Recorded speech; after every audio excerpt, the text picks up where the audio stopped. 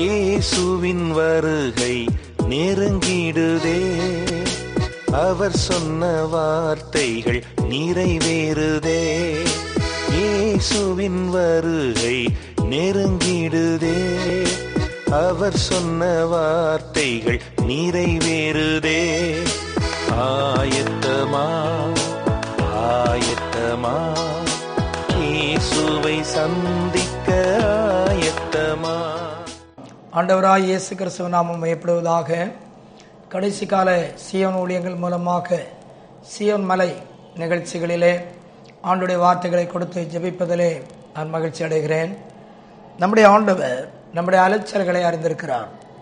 தாவீது சங்கீதம் 56:8 விதமாக கூறுவார், என் அலைச்சல்களை தேவரீர் எண்ணியிருக்கிறீர், என் கண்ணீரை உம்முடைய துருத்தியில் வையும், அவைகள் உம்முடைய கணக்கில் அல்லவோ இருக்கிறது. நமது வாழ்க்கையிலே பலவிதமான அலைச்சல்களும் கண்ணீர்களும் பலவிதமான பாடுகள் வந்தாலும் மனிதன் அவைகளை சீக்கிரம் மறந்தாலும் ஆண்டவர் அதனால் ஏற்படுகிற பிரயாசங்களை நம்முடைய கணக்கிலே நம்முடைய புத்தகத்திலே எழுதி வைத்திருக்கிறார். நாம் விடுகிற ஒவ்வொரு கண்ணீரையும் அவருடைய துருத்தியிலே அவர் நிரப்பி வைத்திருக்கிறார். அவள் அத்தனையும் நமது வாழ்க்கையினுடைய உயர்வுக்கு நினைப்பூட்டுதலாக காணப்படுகிறது. வேதத்தில் நாம் வாசிக்கிறோம், ஆண்டுடைய பிள்ளைகளாகிய நாம் தாவீதுடைய வாழ்க்கையிலே இருந்த அலைச்சல்களை நாம் அறிந்து கொள்வோமானால், அந்த அலைச்சல்களில் அவர் எவ்வளவு கண்ணீரும் பாடுகளும் உபத்திரங்களை சந்தித்தார். அவரை அலைச்சலுக்கு உள்ளாக்க காரணமாக இருந்ததான சிங்கம், கரடி, பிரயாசங்கள், எதிர்ப்புகள், அதன் மத்தியில் அவருக்கு ஏற்பட்ட பாடுகள், கோலியாத்துடைய நிலைமைகள், சபல் அவரை துரத்தின நிலைமைகள் எல்லாம் பார்க்கும்போது அவர் சென்றடைய வேண்டிய அந்த சிங்காசனம் என்ற குறிக்கோளை அவர் பெற்றுக்கொள்ளக்கூடாது என்பதற்காகத்தான் சத்துருவானவன் அவருக்கு அலைச்சலை உண்டாக்கினான். அவர் சிங்கத்தை ஏவி விட்டு சாத்தான் கிரியை செய்திருக்கிறான். கரடி வந்தது, கோலியாத்து மூலமாக சோதனை வந்தது. அவருடைய வாழ்க்கையில நிறைய போராட்டம் வந்த அலைச்சல் வந்தாலும் சிங்காசனம் என்ற அந்த மைய பகுதி, அந்த மேன்மையான முடிசூட்டுதலை அவர் பெற்றுக்கொள்ளக்கூடாது என்றுதான் சத்துருவான சதிகளை பண்ணினான். ஆனால் அவருக்குள் ஒரு தெளிவு இருந்தது, என் அலைச்சல்களை ஆண்டவர் எண்ணியிருக்கிறார், அவளெல்லாம் உடைய கணக்கில் இருக்கிறது என்ற தெளிவோடு அவர் ஆண்டவரை துதித்து கொண்டு பாடி ஆராதித்து கொண்டு அவர் முன்னேறி சென்றதனால் நடந்த காரியம் என்ன தெரியுமா? அலைச்சல்களுக்கு முடிவாக மகா பெரிய ஒரு சிங்காசனத்தை அவர் பெற்றுக்கொண்டு இஸ்ரவேலிலே அவர் ராஜாவாக மாற்றப்பட்டார். ஆதியாகமத்தின் புத்தகம் அதனுடைய 37ஆம் அதிகாரத்தினுடைய 15ஆம் வசனத்தை நாம் வாசிக்கிற வேளையிலே, ஆண்டுடைய சித்தம் செய்கிற ஒரு தேவனுடைய பிள்ளைக்கு அலைச்சல் உண்டு என்று நாம் பார்க்கிறோம். ஆண்டுடைய சித்தம் செய்கிறவர்களுக்கு அலைச்சல்களை சத்துரு உண்டாக்குறான். வேத புத்தகத்திலே நாம் வாசிக்கிறோம், ஆதியாகமம் 37ஆம் அதிகாரத்திலே அன்புக்குரிய மகனாய் யோசேப்பு அப்பாவை விட்டு விலகாமல் எப்போதும் அப்பாவோடு கூட அவர் இருப்பார். அவருக்கு பல வருடமான வஸ்திரங்களை யாக்கோபு வாங்கி கொடுத்து ராகேல் மரித்த பிறகு தன்னுடைய அன்புக்குள்ளாக அவரை வைத்திருந்தார் என்று சொல்லப்பட்டிருக்கிறது. எப்போதும் தன்னுடைய சகோதரருடைய குறைகளை சொல்லுவது மாத்திரமல்ல, தகப்பனால் நேசிக்கப்பட்ட ஒரு நல்ல வாழ்க்கை அவர் செய்து கொண்டிருந்தார். சொந்த சகோதரர்கள் அவரை எப்போதும் பகைக்கிறவர்களாக இருந்தார்கள். நமது வாழ்க்கையில் கூட ஆண்டவருடைய சித்தம் செய்தால் எல்லாரும் நம்மை நேசிப்பாள் என்று சொல்ல முடியாது. உண்மைக்கு பகைமையும் எதிர்ப்புகளும் உண்டு என்பதை அறிய வேண்டும். நீங்கள் அந்த ஆதியாகமம் 37ஆம் அதிகாரத்தை வாசிக்கும் போது அவர் நல்ல சொப்பனங்களை காண்கிறவனாக இருந்தால், அவர்கள் அறுத்த அரிக்கட்டுகள் மத்தியிலே ஆம் யோசேப்பினுடைய அரிக்கட்டுகள் ஆம் நிமிர்ந்து நின்றதாக சொல்லுவார். சூரியனும் சந்திரனும் 11 நட்சத்திரங்கள் தன்னை வணங்கியதாக சொல்லுவார். ஆம் அருமையானவர்களை, இன்னும் அநேக பொறாமைக்கு அவர் உள்ளானவராக காணப்பட்டார். அருமையானவர்களை, இப்படிப்பட்ட நிலைமையிலே அவருடைய வாழ்க்கையில் ஒரு நாள் அவருடைய தகப்பன் சொல்லுவார், உன் சகோதரர்கள் ஆடுகளை மேய்க்கிறார்கள் அல்லவா, அவர்களை நீ சென்று பார் என்று சொல்லும் போது, அங்கே நான் வாசித்த வசனம் என்ன? அங்கே அவர் பலவிதமான வழி விலகி தெரிந்ததான ஒரு அலைச்சலை குறித்து நாம் வாசிக்கிறோம். அருமையானவர்களே, சகோதரர்களை விசாரிக்கும்படி சொந்த தகப்பனால், ஆம், தகப்பனுடைய சித்தத்தை செய்யத்தான் இவன் வந்திருக்கிறான். ஆனால் இவன் இப்பொழுது சந்திப்பதோ ஒரு அலைச்சல். சகோதரர்களை பார்க்க முடியவில்லை, சகோதரர்கள் இருக்கிற மேய்ச்சலின் இடத்தை கவனிக்க முடியவில்லை, அலைச்சல். இன்றைக்கும் பிதாவின் சித்தம் செய்கிற, ஆண்டவராய் இயேசுவின் சித்தத்தை செய்கிற ஊழியர்களாக, விசுவாசிகளாக, தேவ மக்களாக நமது வாழ்க்கையிலே அலைச்சல்கள் வருவது உண்டு. ஏன் இந்த அலைச்சல் எனக்கு வர வேண்டும், ஏன் இந்த பாடுகள் வர வேண்டும் என்று நாம் சொல்லுவதை விடவும், ஆண்டவரே, இந்த அலைச்சலில் நான் உமக்கு கீழ்ப்படிந்திருக்கிறேன், நீர் எல்லாம் நன்மையாக மாற்றுவீர் என்ற விசுவாசத்தோடு நாம் முன்னேறி செல்வோமானால், அந்த அலைச்சல்கள் ஒருவேளை சோதனையாக மாறினாலும், துன்பமாக மாறினாலும், கண்ணீராக மாறினாலும், அலைச்சல்களை ஆண்டவர் எண்ணி வைத்திருக்கிறார். வேதத்திலே வாசிக்கிறோம், தூரத்திலே சகோதரர்கள் கண்டுவிட்டார்கள், சொப்பனக்காரன் வருகிறான் என்று சொன்னது மாத்திரமல்ல, அவனை குறித்து ஒரு சதி திட்டத்தையே அவர்கள் அரங்கேற்றி விட்டார்கள். ஆம், அவர்கள் ஒரு பெரிய சதி தீர்மானங்களை பண்ணிவிட்டார்கள். அவன் குழியில் இறக்கப்படுகிறான். அவன் வஸ்திரத்தை ஒரு ஆட்டினுடைய இரத்தத்தை தோய்த்து அப்பாவுக்கு அனுப்பிவிட்டார்கள். ஆம், அவன் அங்கே இஸ்மவேல் கையில் விற்கப்படுகிறான். போத்திப்பார் வீட்டுக்கு வருகிறான்.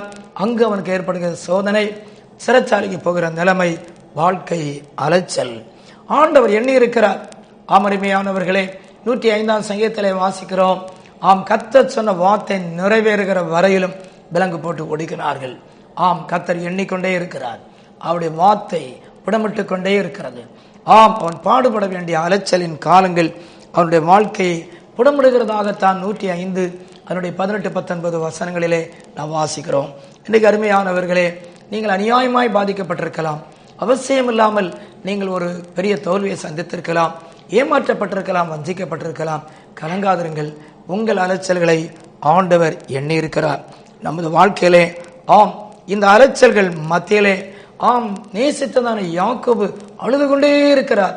ஓ, என்னுடைய மகனை உண்மையாக ஒரு கொடிய விலங்கு அது கொன்று போட்டு இருக்க வேண்டும், எனவேதான் அவனுடைய வஸ்திரம் இரத்தத்தில் இருக்கிறது என்றுதான் அவர் நினைத்து அழுது கொண்டே இருந்தார். ஏன் ஒரு ஜெப வீரனால் அழுகையை நிறுத்த முடியவில்லை? அதுதான் முக்கியமான கேள்வி. யாக்கோபு ஜெபிக்கிற ஒரு தேவனுடைய மனிதன் தானே, அவன் போராடி ஜெபிக்கிறவன் ஆயிற்றே, ஏன் அவன் அழுது கொண்டிருக்க வேண்டும்? தேவப்பிள்ளை, நீ ஜெபிக்கிறவன் தான், நீ தேவனை முகமுகமாய் பார்க்கிறவன் தான், அநேக காரியங்களை ஜெபித்து நீ போராடி வெற்றி பெற்றது உண்டு. ஆனால் யாக்கோபை போல நீயும் பல வருடமாக நீ அழுது கொண்டிருக்கிறாய். வீட்டில் அழுகிறாய், தனி அறையிலே அழுகிறாய், வேலையில் அழுகிறாய். வாழ்க்கையின் பகுதி உனக்கு அழுகையாகத்தான் இருக்கிறது. ஆனால் அவனுக்கு ஏன் அழுதான் என்று நாம் கேள்வி கேட்போம். ஆனால் அவனுக்கு தெரியும், ஒரு நாளில் என்னுடைய மகன் சொன்னான், சூரியனும் சந்திரனும் 11 நட்சத்திரங்களும் ஆம் அவனை வணங்கியதாக கண்டான். அவன் ஒரு ஜெப வீரன், அவன் ஒரு பக்திமான், அவன் உத்தமமானவன், அவன் காண்கிற சொப்பனம் உண்மையாக நிறைவேறும். அப்படியானால் அவன் மரித்து போனான் என்பது ஒருவேளை அவனுடைய வஸ்திரங்களை வைத்த இரத்தத்தை வைத்தும் சரியாக இருந்தாலும், அவனுடைய வாழ்க்கையிலே ஆம், அவன் கண்ட சொப்பனங்கள் பொய்யுரையாது என்று அழுது கொண்டே இருந்தார். யோசேப்பு அனுப்பின ஆம் வெகுமதிகள் வந்து சேர்ந்து சகோதரர்களெல்லாம் சொல்லி, யோசேப்பு உயிரோடு இருக்கிறான், எகிப்தில் அவன் பெரிய அதிபதியாக இருக்கிறான் என்று சொல்லுகிற அந்த துனி வருகிற வரையிலும், சத்தம் கேட்கிற வரையிலும் யாக்கோபு அழுதான்.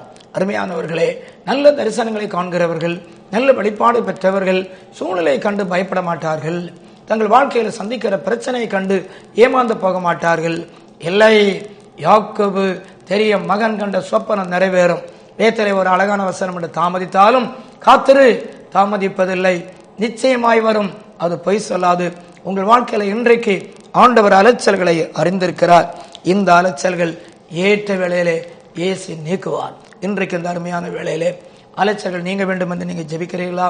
கண்ணீரோடு ஆண்டவரிடத்தில் கேளுங்கள், கர்த்தர் நீக்குவார். நீதிமொழிகள் 27ஆம் அதிகாரம் அதனுடைய 8ஆம் வசனத்தை வாசிக்கும் போது, ஆம், கூட்டை விட்டு அலைகிற குருவியை போல ஆம் ஸ்தானத்தை விட்டு அலைகிற மனிதனை இருப்பான். சிலர் சில வேலையிலே ஒரு ஸ்தானத்தில் வைத்திருப்பார்.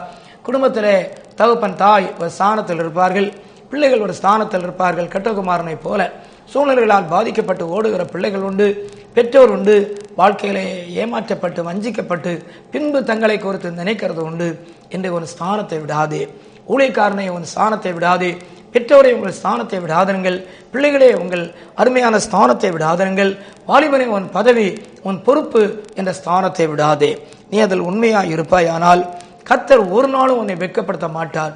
அந்த அலைச்சல்களை ஆண்டவர் அறிந்திருப்பது உண்மையானால் நிச்சயமாகவே அலைச்சலை கர்த்தர் கனம் பண்ணுவார்.